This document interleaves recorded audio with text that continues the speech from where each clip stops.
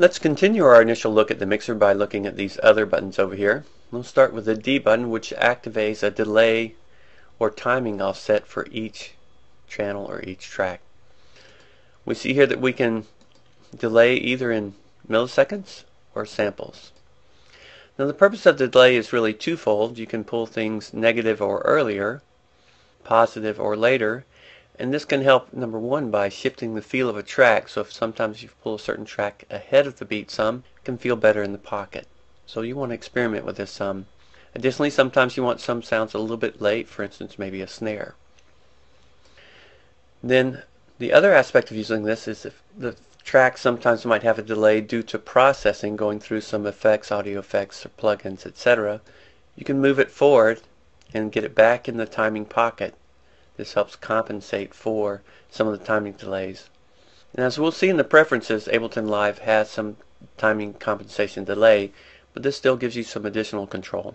Again, I'm pressing my delete key, which resets any parameter that's currently selected. Coming down now and activating the crossfader.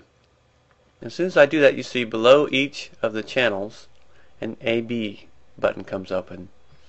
But not on the master. We see a crossfader, much like the horizontal side on a DJ's controls, and that's precisely what this is intended to give us capabilities for. If I select, let's take these two drum tracks now, and I'll begin playback. Assign this one to A and this one to B. When I pull the crossfader over to the left, we'll hear anything assigned to A, and B disappears. As I pull it back to the center, we hear both. Then coming on across to the right, we hear more B until we hear only B. Okay, so now we understand what happens if a channel is assigned to A or B. Well, what if it's assigned to neither? We'll start a bass part. And notice it stays the same. The crossfader has no effect on it.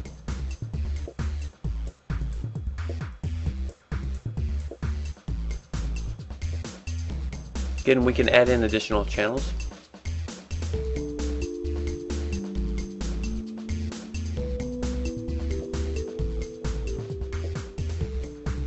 And they fade out and move with the crossfader.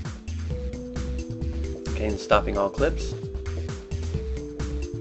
Now notice that if you right click on this crossfader, you can change its activity to different settings. These are great. You can also find out more about these in your online manual, but that's a quick access to different ways. Again, I've touched delete to reset my crossfader. The last button we see is to enable the input-output section. Let's go ahead and hide our track view now and enable the view of the input-output. If we say, first of all, where is MIDI or audio coming from and where is it going to? Do we want to hear it monitor all the time what's coming in? Do we want it to automatically switch so that we hear only what's coming in when we're in record mode? Or we hear playback when we're not in record mode? So that's in. Always monitor what's coming into this input. We want to hear what's coming in or playback clips automatically depending on record mode, or not monitor at all. So in that mode, we only hear what's coming out of the channel naturally, never what's coming in to the inputs. In general, you want to leave that in auto mode.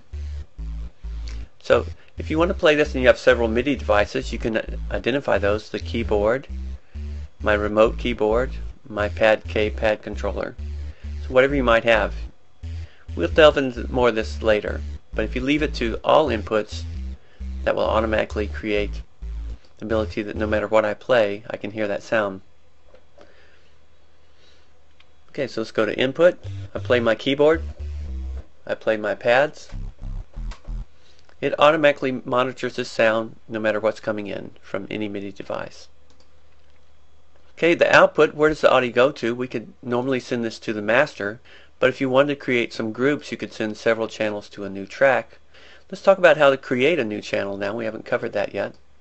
If you right click, you can insert a new audio track, a new MIDI track, or a new return track. So I can insert another audio track and start recording right away if I want to. Okay, so that's tracks, channels, and again going across the scenes.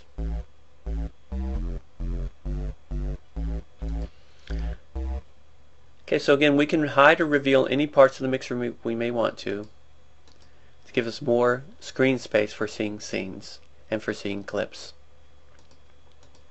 Okay, that's a quick look at how the mixer is going to work to help you out. As we go over now from Session into the Arrange view, we have the same mixer controls over here, but again, we're going to resize things out sometimes to be able to see those. Okay, we'll deal more with the Arrange view mixer when we get to the Arrange part of this course. Okay, back to Session view, and again this is our main mixer section. Okay, just a reminder, as we leave I can open up Detail View and hide or reveal the browser as need. Okay, that concludes our introductory look at the Session View Mixer.